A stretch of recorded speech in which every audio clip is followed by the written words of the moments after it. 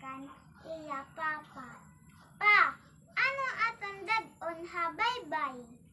Magdara pagkaon isulod ha basket. Ang siring han iya papa.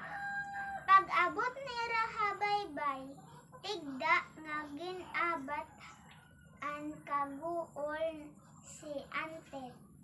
Hala, nabilin ang mga pagkaon. Nagsiring hi Antet han iya papa.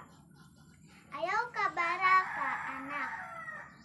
Mangisda kita ngan isugba naton ang siring niya papa.